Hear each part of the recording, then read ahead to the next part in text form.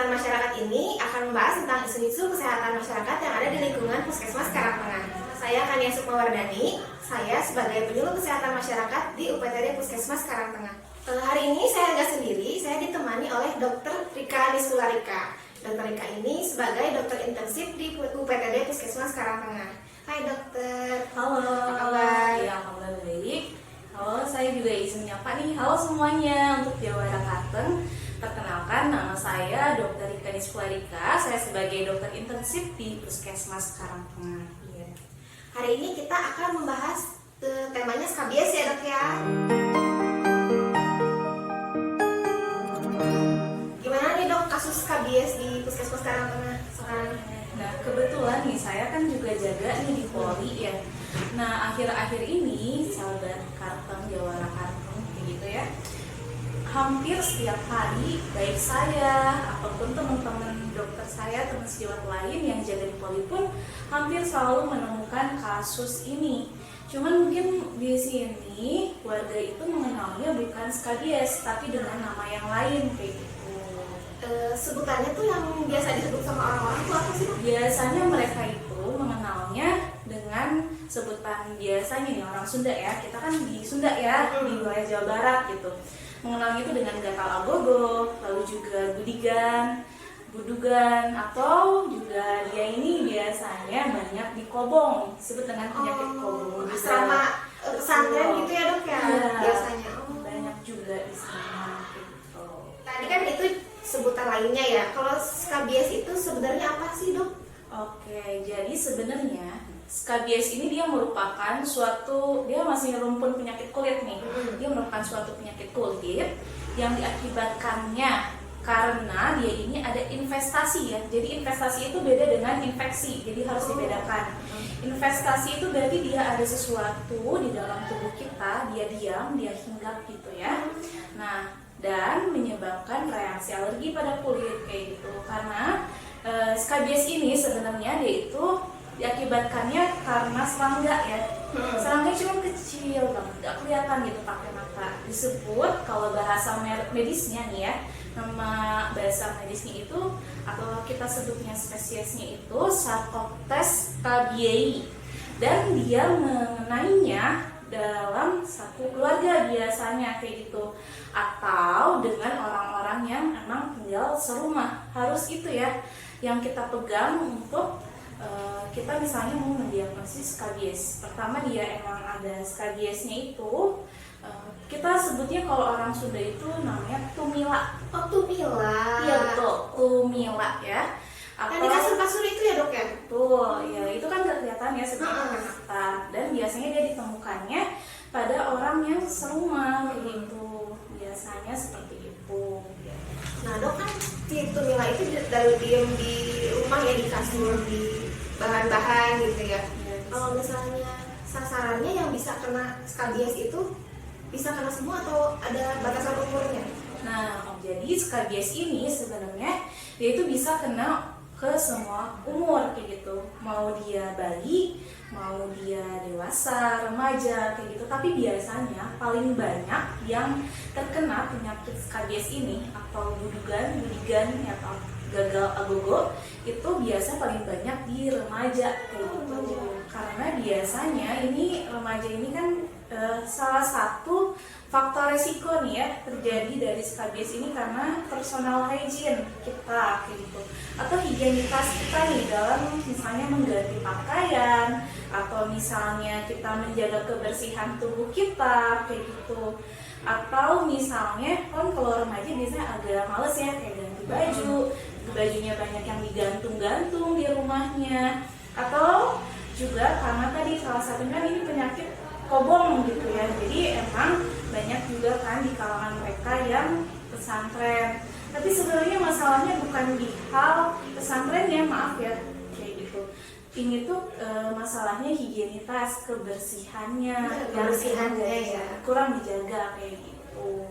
Nah dok, kalau misalnya skabies itu kan karena serangga nih, ada beda nggak sih ciri-cirinya sama gatal-gatal yang lain, gatal-gatal biasa gitu? Sebenarnya untuk kita misalnya kayak atau teman-teman jawara kartun di rumah pengen tahu ini saya kena skabies atau bukan kayak gitu ya. Apakah saya menderita penyakit skabies atau saya menderita penyakit yang lain kayak gitu ya. Nah, jadi sebenarnya untuk skabies ini itu ada 4 tanda kardinalnya. Jadi ini kalau misalnya ada 4 tanda ini berarti kemungkinan besar dan sudah bisa dipastikan, bukan kemungkinan besar lagi ya. Ini adalah diagnosisnya skabies atau tadi gatal agogo atau budigan kayak gitu ya, atau budugan. Nah, jadi yang pertama ya Teh ya, biasanya dia itu dari gejalanya dulu ya, saya jelaskan dulu. Gejalanya biasanya ditemukan ada gatal di badan, di seluruh badan. Namun biasanya dia ada beberapa daerah predileksinya disebut dengan circle of Hebra kayak gitu. Biasanya di daerah mana aja nih circle of Hebra itu ya? Bisa dia itu di daerah lipatan di dalam kita, lipatan ketiak, di bawah payudara untuk wanita kayak gitu, di sela-sela jari kan suka banyak deh kita menemukan. Terus juga di selangkangan, di kaki, di sela-sela jari kaki kayak gitu. Nah, itu merupakan daerah predileksinya yang tadi ditemukan adanya biasanya bintil-bintil ya.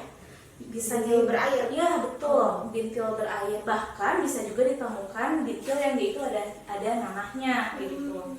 Lalu itu yang kesatunya ya, adanya tadi kita sebutnya lesi kalau yang bintil-bintil itu ya dalam istilah medisnya kayak gitu.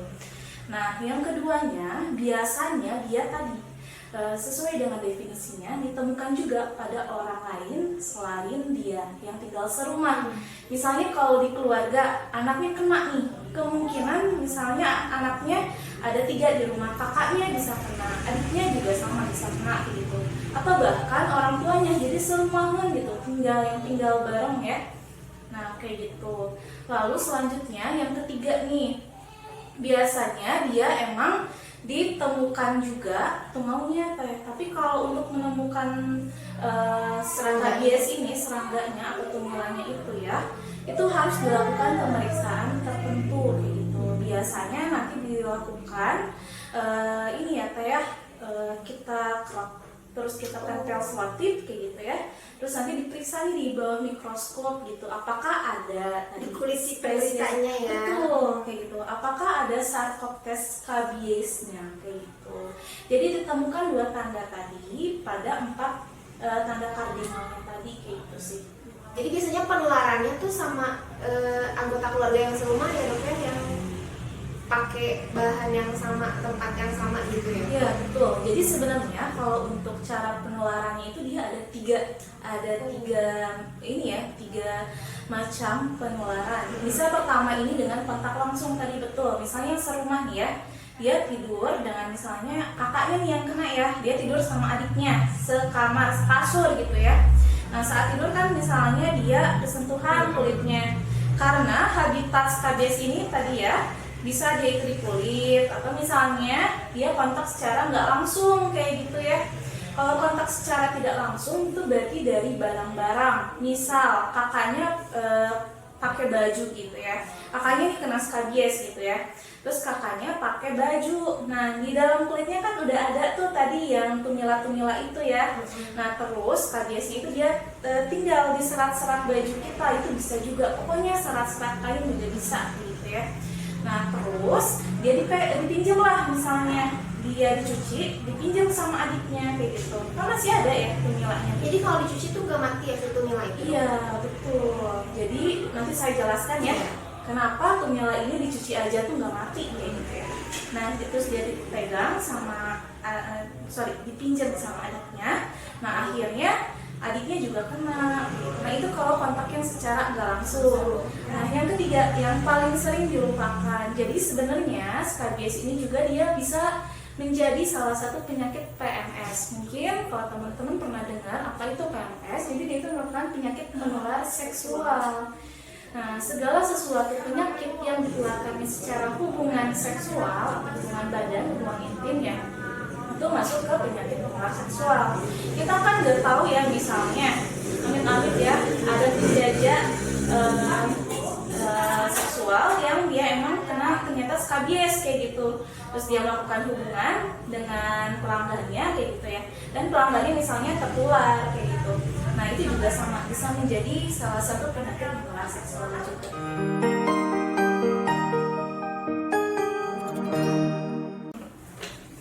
Nah dok, kan tadi kalau kita misalnya pengen tahu itu skabies atau gatal-gatal yang lain, kita harus ke puskesmas nih. Misalnya si pasien ke puskesmas, Ya. udah pasti dia skabies gitu. Nah ada nggak sih cara pengobatan yang harus khusus dilakukan dia di rumahnya selain minum obat yang udah dikasih dari sini itu? Oke, ya. Ini pertanyaan bagus juga ya.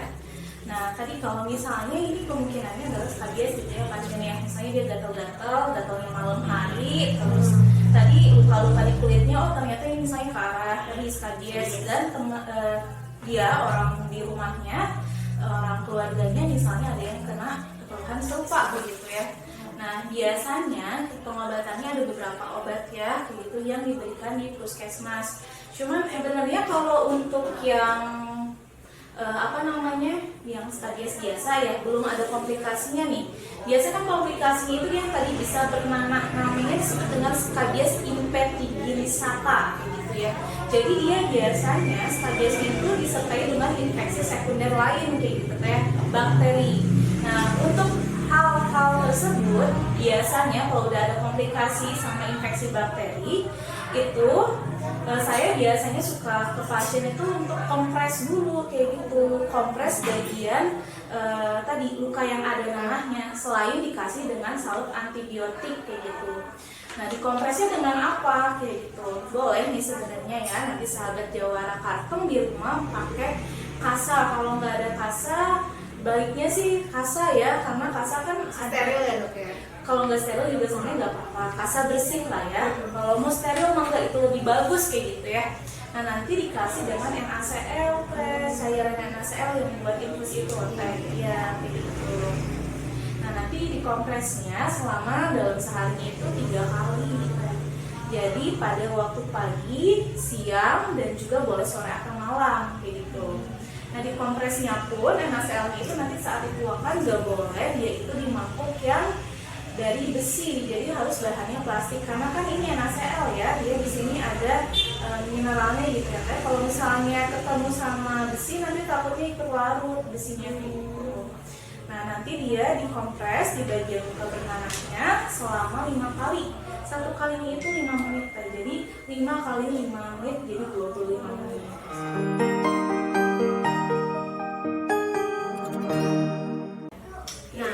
Misalnya pencegahannya nih gimana nih dok? Tadi katanya kan kalau misalnya cuma dicuci aja tuh si serangganya nggak bisa mati nih, jadi harus gimana dok? Oke, jadi sini ya kata kuncinya tungau ini atau tadi yang kita sudah kenal dengan Sarcoptes scabiei, dia ini hanya mati dengan suhu yang tinggi, suhu yang panas kayak gitu kan. Jadi dia baru bisa mati di atas suhu 39 ke atas kayak gitu kan. Nah, jadi caranya gimana tadi ya, Mam? Kalau misalnya sahabat Jawara Karteng nih di rumah dia cuma dicuci aja, itu kan nggak panas ya airnya ya. Jadi dia nggak akan membunuh dari tungaunya itu, tidak akan membunuh dari tumila atau Sarcoptes scabiei ini. Jadi dia tetap bajunya harus direndam di air yang mendidih dulu, baru setelah direndam itu nanti baru dicuci. Dan nah, ini teh yang suka kita lupakan, baju-baju yang digantung di rumah itu kalau bisa nggak boleh ada yang menggantung gitu kan. Jadi jangan menggantung baju di rumah. Terus baju kalau bisa sehari minimal 2 kali lah diganti gitu ya teh ya. Nah sama, nah ini teh kita kan udah ada juga nih program dari kesehatan lingkungan, program rumah sehat ya. Nah di situ ada kebiasaan untuk membuka jendela. Nah itu juga yang sering dilupakan oleh ibu-ibu mungkin di rumah atau sahabat Jawara Karteng di rumah. Nah kalau bisa pagi-pagi itu dibuka ya jendelanya kayak gitu agar sinar matahari masuk, kan itu juga lumayan ya menciptakan, menaikkan dari suhu ruangan kayak gitu, sehingga kalau misalnya hangat panas kayak gitu, nah itu akan membunuh dari tungau itu sendiri. Dan yang ketiga nih teh, sekarang kan sebenarnya cuaca tuh ganti-ganti ya teh ya, apalagi sekarang nih dia kan kemarau ke hujan, jadi musim pancaroba nih teh. Tapi saya ingatkan kembali nih ke ibu-ibu, kalau misalnya lagi terik nih di luar kayak gitu, boleh untuk ini ya teh, menjemur, menjemur kasur, terus bantalnya, itu juga sofa atau yang lainnya kayak gitu. Nah, di luar rumah bagusnya sih dari jam 9 pagi sampai jam 12 siang kayak gitu, karena itu matahari lagi terik-teriknya, bagus-bagusnya. Nah, cuman kalau lagi hujan ya jangan gitu, malah itu makin memperbanyak gitu teh. Jadi lembab ya? Iya, karena skabies ini sukanya dia ditinggal di suhu yang lembab kayak gitu. Iya. Nah, yang keempat teh, ada lagi yang lebih bagus, ngapain kayak gitu, dengan vakum kuliner. Tapi kan nggak semua nih. Mungkin di sini ya sahabat Jawara Karteng mungkin ada beberapa yang punya, ada juga yang nggak semuanya punya kayak gitu ya. Nah, itu juga bagus dengan vakum cleaner. Apa yang kelima? Itu kan sekarang udah banyak ya, kayak misalnya jasa-jasa penyedia untuk membersihkan seperti tungau, Sarcoptes KBI tadi yang bisa dipanggil ke rumah. Nah, itu juga menjadi solusi untuk mencegah skabies ini. Dan yang paling penting lagi, sering dilupakan oleh warga yang sudah berobat nih, sahabat Jawara Karteng ya. Apabila tadi misalnya ditemukan tanda-tanda ada skabies tadi di warga kayak gitu ya. Nah, itu kalau bisa semuanya harus diobatin. Kenapa? Kalau misalnya satu orang aja yang sembuh, yang lainnya masih kayak gitu ya menderita penyakit ini, budigan ini gitu ya. Nah, itu kan berarti masih ada tuh tumilanya di orang lain. Nah, orang ini dia bisa kena lagi walaupun misalnya udah sembuh, udah diobatin. Nah, ini jadi kayak main tak-tek-tok ya kayak gitu, kayak peran ya, gila ya, peran kayak gitu, peran tumila kayak gitu. Iya. Jadi kalau bisa satu berobat semuanya harus diobatin.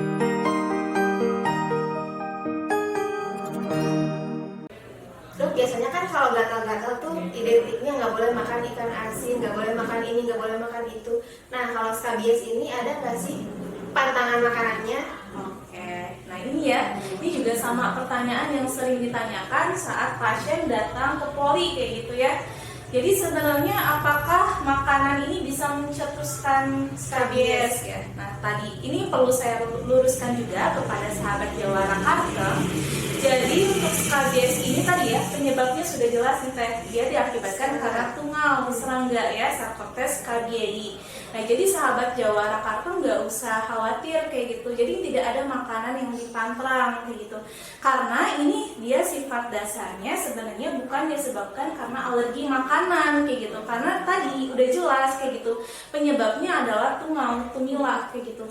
Kecuali kalau misalnya emang orang itu dia punya alergi terhadap makanan, terhadap protein ya kayak gitu ya.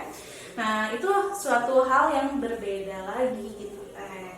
Itu yang perlu diluruskan. Udah punya alergi, terus kena skabies, kalau misalnya makan makanan yang memicu gatal pasti makin gatal ya si skabies. Iya, betul. Jadi itu dua penyakit yang saling tumpang tindih kalau gitu teh. Kalau misalnya skabies aja sih nggak perlu ada makanan yang dipantrang ya teh kayak gitu, karena tadi penyebabnya sudah jelas kayak gitu, sudah pasti diakibatkan karena skabies itu ya, Sarcoptes KBI atau tungau atau tumila lagi nih.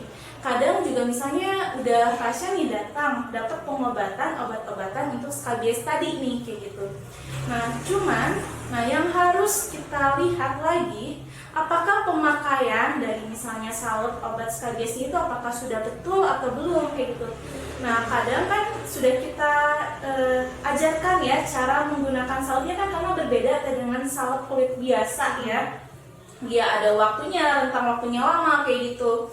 Nah, itu caranya juga sama. Kadang tuh dia salah, pasien itu masih salah. Nah, kalau misalnya cara pemakaian salep yang benar sebenarnya berbeda ya. Jadi yang pertama ada tadi ya, salep per meter 5%.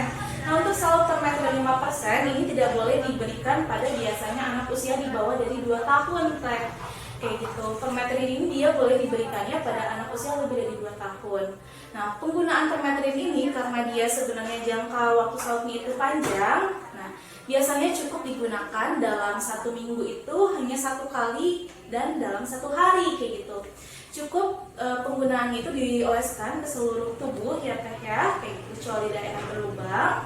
Nah, jadi tidak cuma hanya di bintil-bintilnya saja, dan biasanya itu selama 8 jam saat mau tidur kayak gitu. Jadi istilahnya tuh dioleskan ya ke seluruh badan kayak gitu.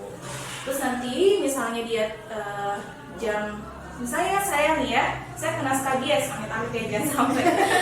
Saya biasa tidur jam 9 malam gitu ya kayak. Nah nanti saya misalnya sebelum tidur dioleskan, berarti nanti jam 5 subuh atau jam 7 pagi saya boleh mandi lagi, dibilas seperti biasa. Ada lagi yang kedua, salep 24. Nah ini juga banyak ya tersedia di FKTP. Nah untuk pemakaian salep 24 ini dia berbeda dengan permethrin. Dia di sini lebih aman ya untuk anak kecil dan juga untuk bayi juga bisa digunakan gitu. Nah untuk penggunaan salep 24 ini biasanya dia digunakannya selama 3 kali 24 jam atau 3 hari berturut-turut ya dalam seminggu gitu. Jadi harus dioles terus. Cuman memang kekurangan dari salep 24 ini dia berwarna teh, ada sedikit warnanya warna kuning dan ada baunya dikit aja sih. Tapi dia relatif lebih aman ya, terutama untuk bayi. Buat bayi ya, dari dewasa juga bisa.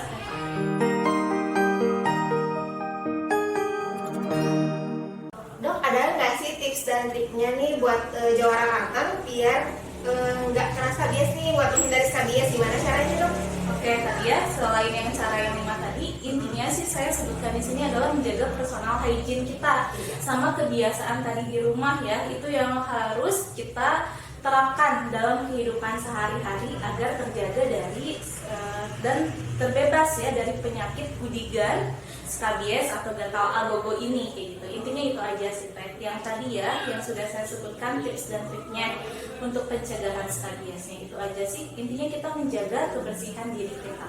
Nah, jawara kartang, jadi kita harus tetap menjaga kebersihan hygiene kita ya untuk menghindari tunggal sarkoptes KBI ini.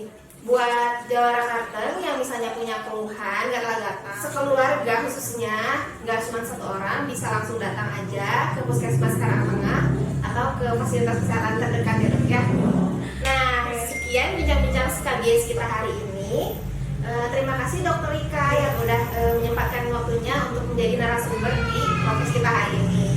Untuk jawara kartang semuanya, jangan lupa like video ini dan juga follow Instagram dan YouTube kita @pkm-kartang. Oke, jangan lupa like and subscribe ya, sahabat jawara kartang ya.